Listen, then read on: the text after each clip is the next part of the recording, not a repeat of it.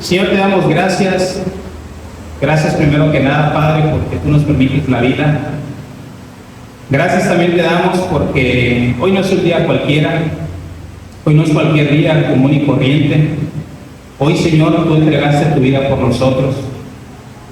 Te damos gracias porque realmente nos sentimos orgullosos, pero también a la vez tristes, ¿verdad? Porque no hubiéramos querido que tú pasaras eso, pero estaba en tu plan perfecto, Señor. Y ni siquiera ni los discípulos, ni Judas, ni Satanás pudieron intervenir en tu plan que tú tenías, Padre. Mucho menos nosotros, Señor. Entonces te damos gracias, Padre Celestial, porque hoy nos encontramos reunidos como la familia que somos. Un día tú vendrás por nosotros como iglesia, Señor, y un día moraremos contigo. Mientras tanto, permítenos poder adorarte, permítenos poder honrarte, permítenos ser cristianos de valor, cristianos no perfectos, Padre, porque la perfección la tendremos hasta que estemos contigo. Pero que nuestra vida demuestre cada día en nuestro rostro, en nuestra manera de hablar, en nuestra manera de ser, a que de verdad la gente pueda verte en nosotros, Padre. No siendo hipócritas, no absteniéndonos a cosas, a vicios, a comidas, a otras cosas, Señor. Enséñanos de verdad que todos los días son importantes para ti y para nosotros también, Señor. Bendice este momento especial y que esas alabanzas puedan llegar hasta tu presencia con olor grato. En el nombre de Dios Jesucristo te doy las gracias por cada uno de los que están aquí, Señor, de los que somos de casa, los que han venido de fuera, Señor, como familia, los invitados, los que han de venir y aquellos que no pudieron, Señor, por el trabajo, también tú lo entiendes, Padre. Entonces permítanos llegar delante de ti y que esto sea para tu honra y tu gloria, Señor. En el nombre precioso de Dios Jesucristo. Amén. Vamos a iniciar, hermanos, entonando el himno número 325.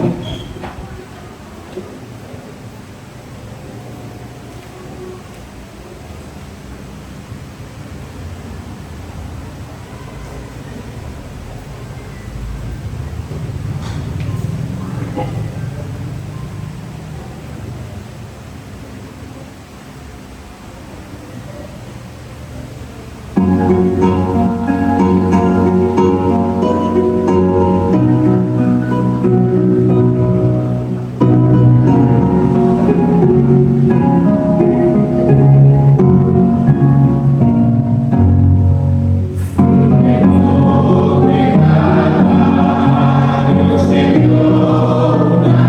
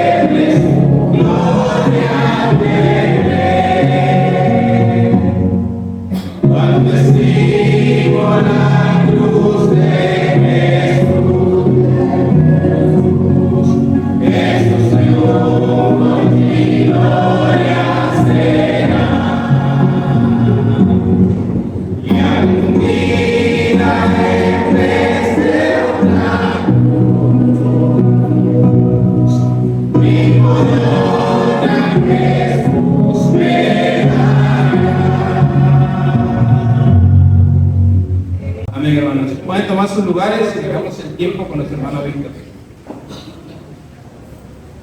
Muy buenas tardes, tengan todos hermanos, bienvenidos sean a la casa de nuestro Dios. Quiero darle la bienvenida a todos los de casa. Gracias por el esfuerzo que hacen de estar aquí en la casa del Señor para bendecir su nombre. Sé que hoy es un día que muchos usan para vacacionar, pero damos gracias al Señor por el compromiso que demuestra la iglesia al estar aquí en su casa de oración. Y como ustedes saben, hoy es viernes de crucifixión, es para los cristianos la semana de la pasión de nuestro Señor. Y hoy tenemos un servicio de la muerte vicaria, hablar de la muerte vicaria de Cristo. Y tenemos 6 visitas en esta tarde-noche. Primero tenemos la visita de nuestro hermano Herbert y de Doris que nos visitan. Bienvenidos sean a la casa de nuestro Dios, hermanos. También por aquí tenemos un futuro matrimonio, ¿verdad? De Tony y Diana. Bienvenidos sean también a la casa de nuestro Dios. También quiero darle la bienvenida a los nietos de nuestra hermana Roselia, ¿verdad? Aquiles y Priscila que están con nosotros. Bienvenidos sean también. Bienvenidos sean todos a la casa de nuestro Dios, hermanos.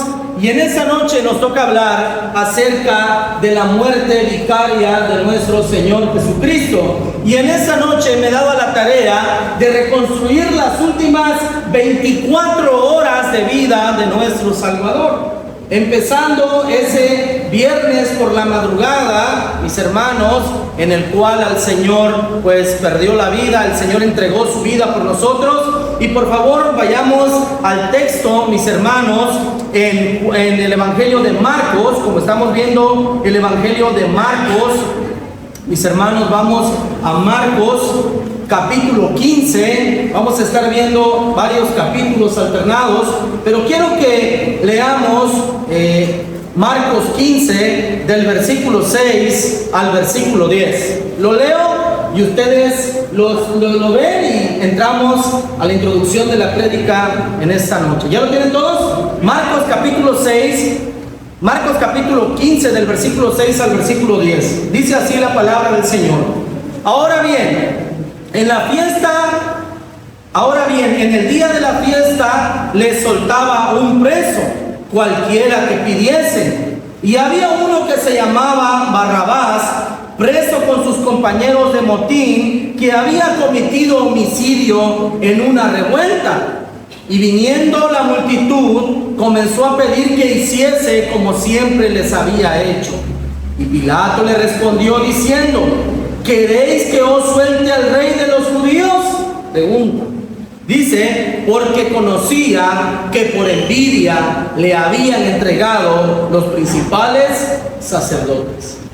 Mi hermano, mi hermana, en esta noche quiero que te imagines que tú eres la persona más santa y más justa que ha pisado este mundo.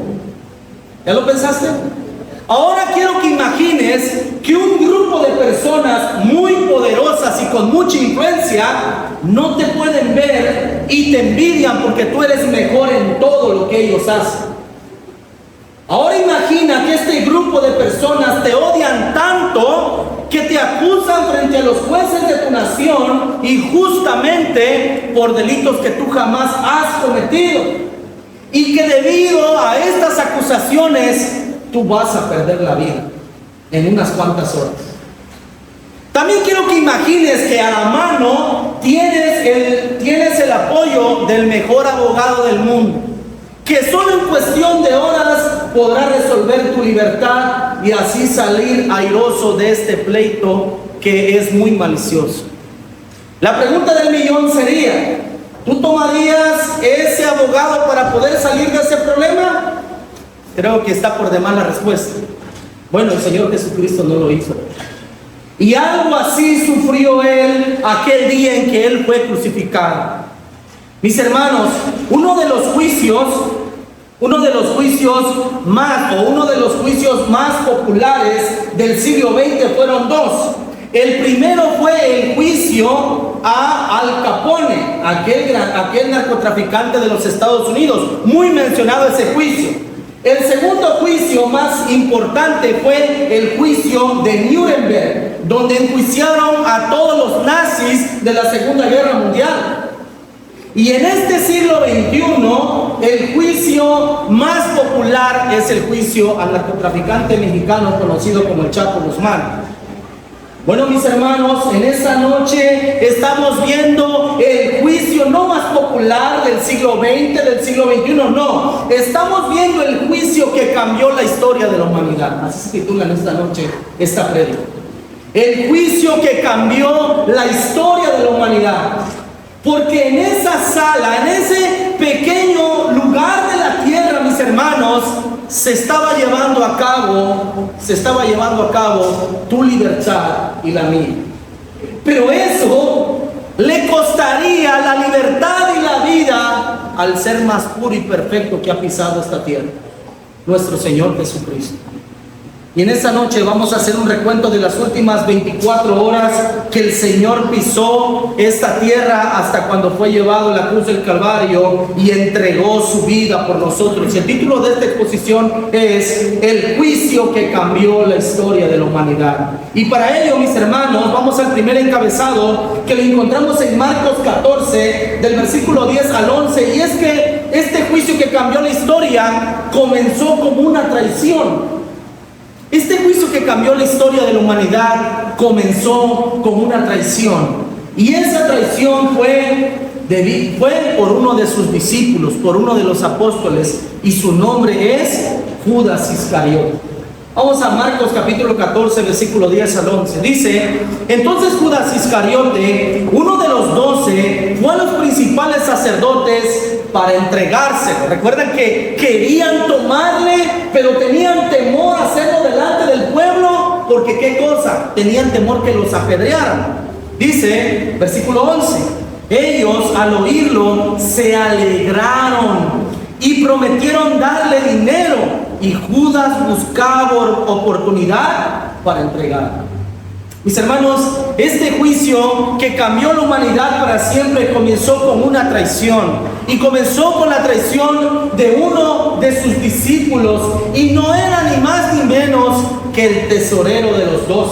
Porque así lo dice el Evangelio de Juan, que Judas era el tesorero de los 12. Él era el quien manejaba el dinero de todo ese grupo. De todo lo que aportaban, Judas era quien lo manejaba. Y mis hermanos, basta decir que aquella persona que maneja el dinero en una organización tiene que ser una persona de mucha confianza y de buena reputación. Por ende, mis hermanos, Judas gozaba de cierta reputación entre los apóstoles. Y este juicio comenzó con una traición. Punto número 2. Y es que, mis hermanos, después de la traición, punto número 2, lo arrestan como el criminal más grande de Jerusalén.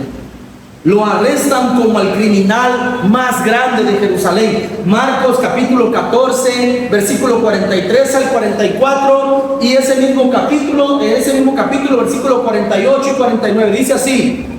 Marcos 14, versículo 43 y 44 dice así: luego, hablando él aún, vino Judas, que era uno de los 12, y con él mucha gente con espadas y palos, de parte de los principales sacerdotes y de los escribas y de los ancianos.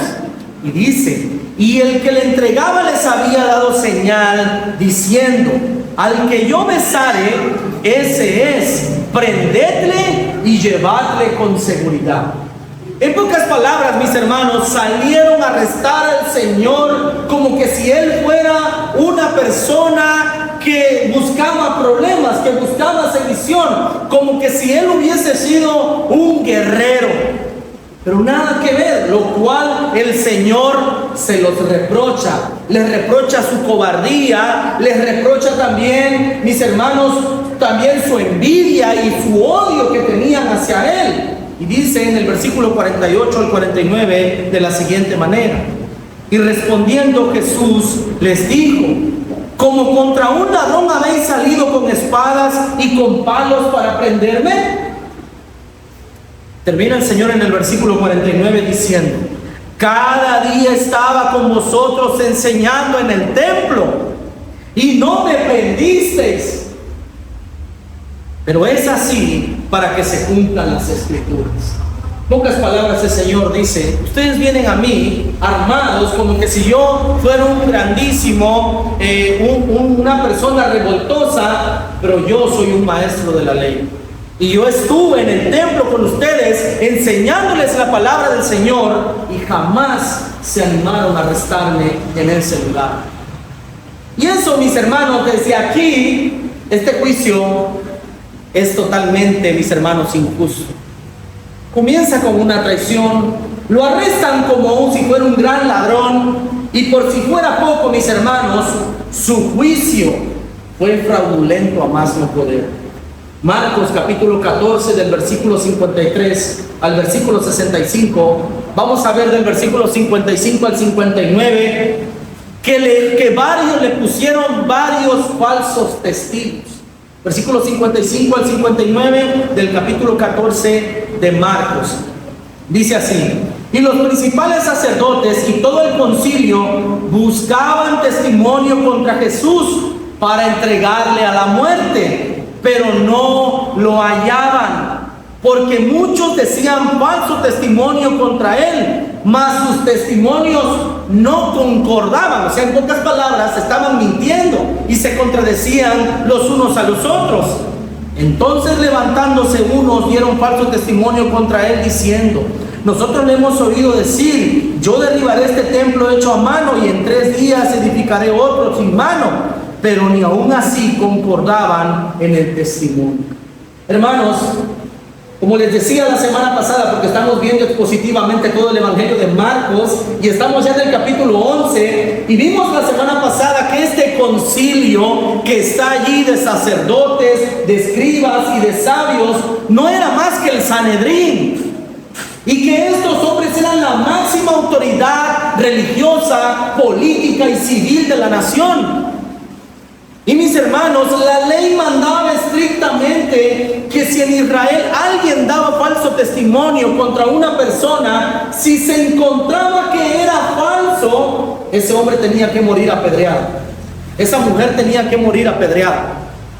Y estos hombres, siendo la máxima autoridad del pueblo, se dieron cuenta que Jesús estaba siendo acusado falsamente, y lejos de arrestar a los falsos testigos, siguieron injuriando a Jesús. ¿Por qué? Porque el sumo sacerdote se toma la gran molestia de hacerle una pregunta para que Jesús se condene a sí mismo. Versículo 61 al versículo 64 dice así: mas él callaba y nada respondía. El sumo sacerdote le volvió a preguntar y le dijo: ¿eres tú el Cristo, el Hijo del bendito? Jesús le dijo: yo soy. Noten esa declaración: yo soy.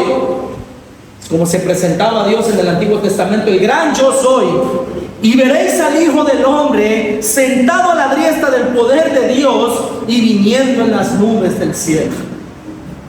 Y noten la reacción tan hipócrita de este Gestapo de la santidad. Entonces el sumo sacerdote rasgó sus vestiduras. Miren cuánto dolor tenía. Se sintió ofendido por eso, pero no quitarle la vida a la persona a la cual él estaba acusando. ¿Qué más necesidad tenemos de testigos? ¿Habéis oído la blasfemia? ¿Qué os parece? Y todos ellos le condenaron, declarándole ser digno de muerte. Y todo esto pasó por la noche, mis hermanos. Jesús no durmió. Eso fue de jueves, todo el jueves en la madrugada. Bueno, todo el jueves y parte del viernes, todo por la madrugada. Jesús no durmió, lo traían de un lugar a otro y lo estaban acusando falsamente. Era un juicio totalmente injusto, era un juicio totalmente fraudulento, era un juicio que no debió de valer, porque no era justo lo que estaban haciendo con el Señor. Pero no termina allí. Este juicio que cambió la vida, como punto número 4, se consuma cuando los judíos hacen la peor elección de su vida. Los judíos hacen la peor elección de su vida. Marcos capítulo 15, del versículo 6 al versículo 20. ¿Y por qué hicieron la peor elección de sus vidas? Bueno, porque escogieron a Barrabás en lugar de Jesús.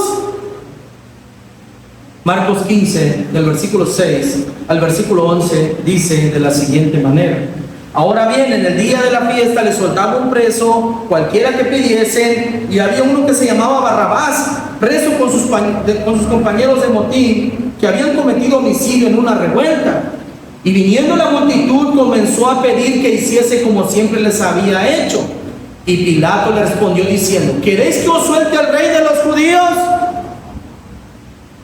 Porque conocía que por envidia le habían entregado los principales sacerdotes. Mas los principales sacerdotes incitaron a la multitud para que se les soltase más bien, ¿a quién? A Barrabás. Fue la peor elección que hicieron en sus vidas. Y yo les pregunto en esta noche, hermanos, ¿será que las personas del siglo XXI no siguen eligiendo así de pésimo?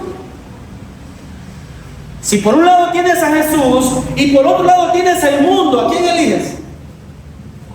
Al mundo. No somos tan diferentes a estas personas que estaban allí enjuiciando a Jesús. Hoy somos cristianos.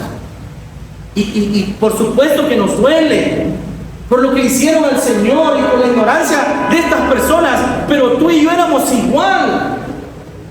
Y tristemente muchos todavía, después de años de conocer al Señor, siguen haciendo esta pésima elección. En lugar de escoger a Jesús, escogen el trabajo, escogen la familia, se escogen a sí mismos y dejan a un lado al Señor. No somos tan diferentes a estas personas que estaban, mis hermanos, de verdad haciendo la peor, la pésima elección de sus vidas.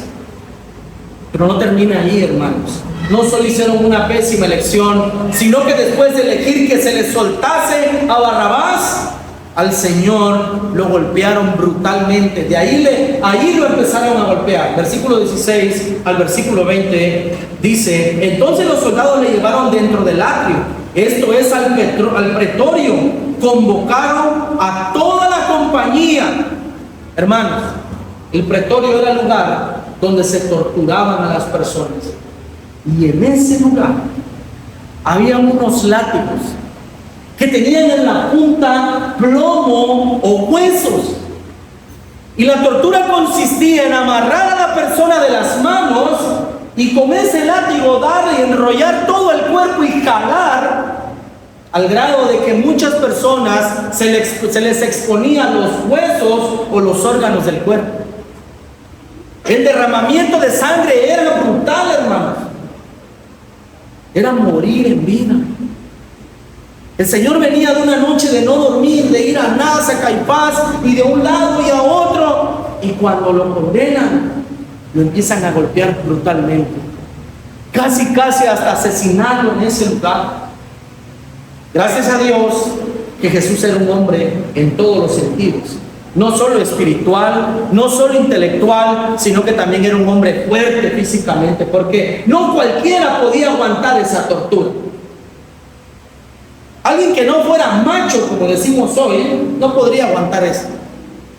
Acuérdense que el Señor no solo trabajaba con madera, trabajaba con piedra, trabajaba con hierro, no solo era carpintero, y caminaba en su ministerio muchos kilómetros, como lo hemos visto en el Evangelio de Marcos. Era un hombre potente, fuerte, vigoroso. No era una persona a medio morir. Por eso, hermanos, quiero decirles que el ser espiritual no es tener carita y cuerpecito así. No, hermanos. Es el corazón por el Señor. Ser un hombre en todos los sentidos de la palabra, como fue el Señor. Dice, hermanos, lo que el Señor sufrió fue brutal. No fue cualquier tortura. Dice, mis hermanos, el versículo 17: y le hicieron una burla, un escarnio, y le vestieron de púrpura, y poniéndole una corona tejida de espinas. Le hicieron una parodia porque decían, él es el rey. Pero era una parodia, porque lejos de colocarle una corona de oro como él se merecía, le colocaron una corona de espinas. Y no creas que cuando le pusieron esa corona, se la pusieron con cuidado. No, se la pusieron y se la metieron, hermanos, con esas espinas, para que le quedara fija en él. Imagínense la tortura. Sigue diciendo: comenzaron luego a saludarle: salve, rey de los judíos, como diciendo, ese verdadero rey honroso, a burlarse totalmente de él. Y le golpeaban en la cabeza con una caña, o sea, con un cetro. Y le hacían, y le escupían, y puesto de rodillas, le hacían reverencia. ¿Alguna vez tú no te has lavado los dientes todo un día? El aliento que uno tiene, ¿no? Que de repente vas de viaje, se te olvida, estás en un lugar, se te olvida el cepillo dental y no te lavas. ¿Cómo está ese aliento? Fétido. Bueno, en aquellos días las personas no se lavaban los dientes toda la vida. Imagínate que una persona así te escupa. ¿Ya te imaginas cómo ha de oler esa saliva? ¿Te lo imaginas? La humillación que el Señor estaba pasando era algo repulsivo. No solo eran los golpes físicos, era la burla, era el asco, era todo. Era algo impresionante lo que el Señor sufrió. Creo que ningún hombre normal como tú y como yo, lo hubiese soportado. Solamente Él. Pero luego, mis hermanos, vamos a ver lo que más nos interesa, y es que vamos a ver el capítulo 15, versículo 21 al 41, y lo he titulado el punto número 5 y el último: Dios en el Calvario. Dios en el Calvario. Versículo 15, capítulo 15, versículo 21 al 41, vamos a ver que Dios está en el Calvario. Y vamos a ver que Él está ya tan agotado que necesitan que alguien le ayude a llevar su cruz. Versículo 15 al 24 dice así. Marcos 15, 21, perdón, del 21 al 24. Y obligaron a uno que pasaba, Simón de Cirene, padre de Alejandro y de Rufo, que venía del campo, a que llevase la cruz. Y dice: y le llevaron a un lugar llamado Gólgota, que traducido es lugar de la calavera. Y le dieron a beber vino mezclado con mirra, mas él no lo tomó. Esta mezcla era algo para quitar el dolor. No sé si lo hicieron por piedad, o no sé si lo hicieron para que él siguiera aguantando más tortura, no se sabe. Pero esta mezcla era para aminorar el dolor, mas sin embargo él no lo tomó. Cuando lo hubieron crucificado, le partieron entre sí sus vestidos, echando suerte sobre ellos para ver qué se llevaría cada uno. En pocas palabras, mis hermanos, noten que la Biblia no da detalles acerca del momento de la crucifixión. No da detalles cuando atraviesan sus muñecas, sus pies. No dice, solamente dice que Él fue crucificado. Y luego, mis hermanos, vamos a ver que a la hora tercera, o sea, a las 9 de la mañana, las tinieblas comenzaron a aparecer. Versículo 25 al 28. Era la hora tercera cuando le crucificaron, a las 9 de la mañana. Y el título escrito de su causa era: el Rey de los Judíos. Le crucificaron también con él a 2 ladrones, uno a su derecha y el otro a su izquierda. Y se cumplió la escritura que dice: y fue contado con los inicuos. Y luego del versículo 29 al 32 vamos a ver que las personas comienzan a burlarse de él, tanto los líderes como los ciudadanos de a pie de Jerusalén. Versículo 29 al 32. Y los que pasaban le injuriaban, meneando la cabeza y diciendo: va, tú que derribas el templo de Dios y en 3 días lo reedificas, sálvate a ti mismo y desciende de la cruz. De esta manera también los principales sacerdotes, escarneciendo, se decían unos a otros con los escribas: a otros salvó, a sí mismo no se puede salvar. El Cristo, Rey de Israel, descienda ahora de la cruz, para que veamos y creamos. También los que estaban crucificados con él le injuriaban. Y esa es otra historia muy conocida, cuando ese ladrón se convirtió arrepintiéndose de sus pecados. Pero luego, mis hermanos, en el versículo 34 vamos a ver algo, que el momento de la muerte del Señor comienza a llegar, y a las 12 del día las tinieblas comienzan a llegar hasta las 3 de la tarde, cuando el Señor entrega su alma. Versículo 34 dice, versículo 33, perdón: cuando vino la hora sexta, o sea, el mediodía, hubo tinieblas sobre toda la tierra hasta la hora novena, hasta las 3 de la tarde. Porque los judíos comenzaban a contar de las 6 de la mañana de la primera hora hasta las 6 de la tarde. Entonces, mis hermanos, vamos a ver que en el versículo 34, Jesús verdaderamente padece el momento más grande de aflicción de su vida. Porque aunque fue terrible los golpes, aunque fue terrible las burlas, aunque fue terrible el desprecio de las personas, lo que más le dolió al Señor es la descarga del Padre, castigando por el pecado de todos nosotros.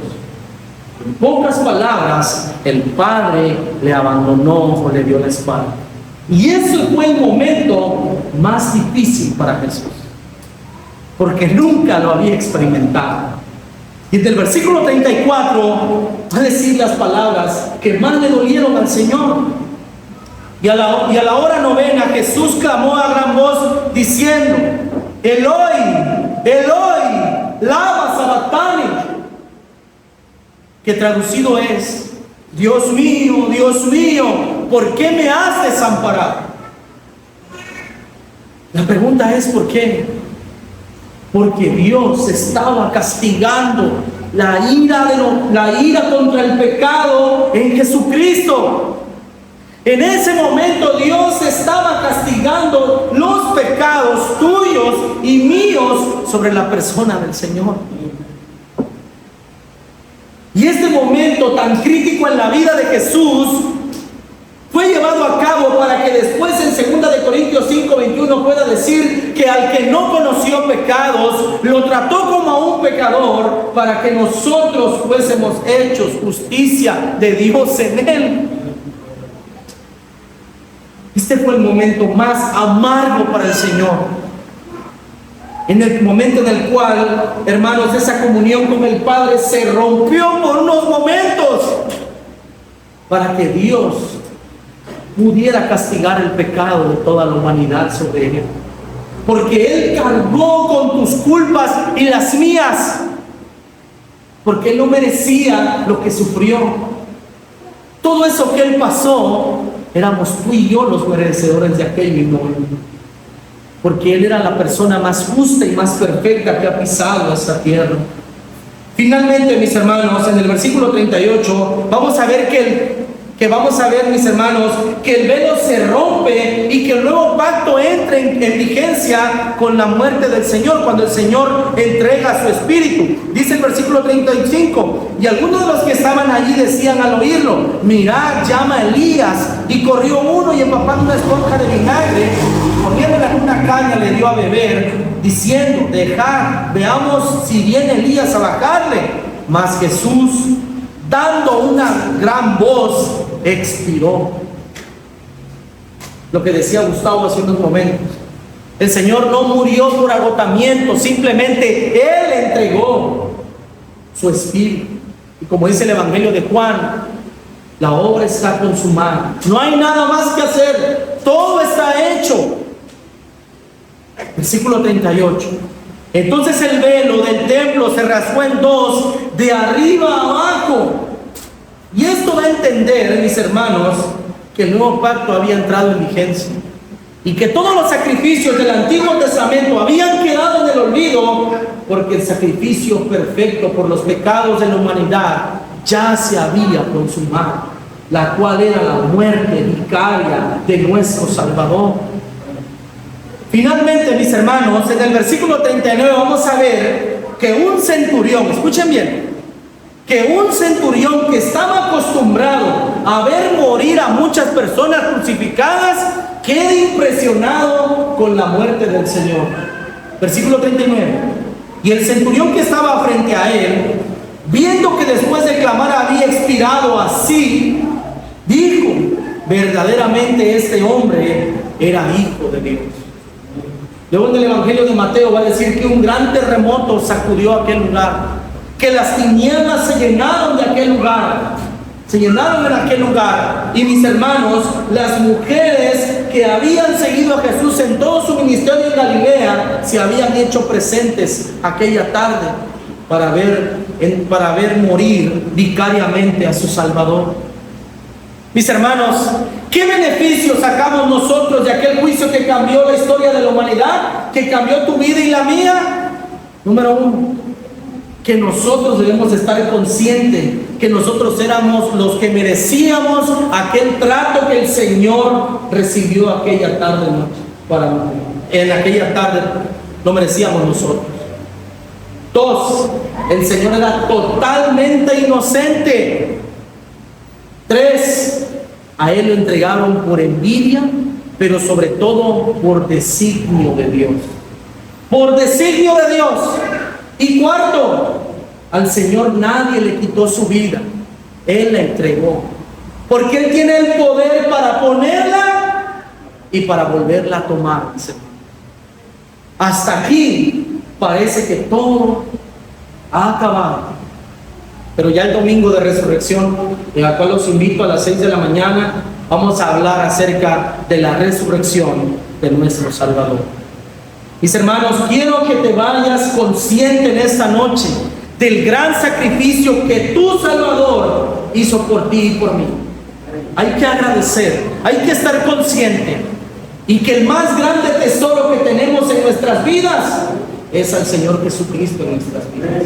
Vamos a ponernos en pie, vamos a darle gracias al Señor por sus bondades, por su sacrificio, por su misericordia, y pedir que todo pase en santa calma para que el día domingo a las 6 de la mañana nos podamos hacer presentes nuevamente para poder celebrar la resurrección de nuestro Salvador. También por ahí, hermano, mi hermana, si puedes venir con una blusa blanca, una camisa blanca, o una falda, no sé, algo blanco, por ser día de resurrección, lo puedes hacer, ¿sale? Vamos a orar, vamos a darle gracias al Señor por ese sacrificio que Él hizo por nosotros. Oremos.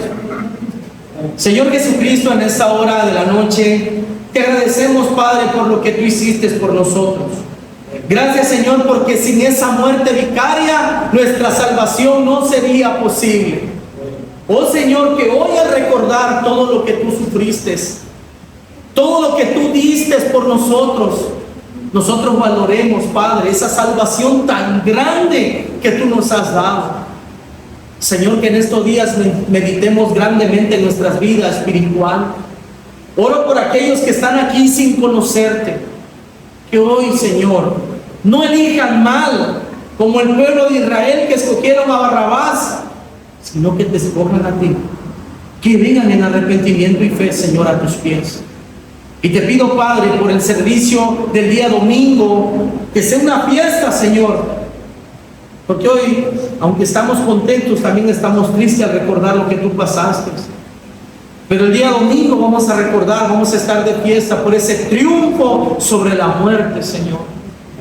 Gracias, Padre, por tu amor, por tu misericordia y por tu gracia.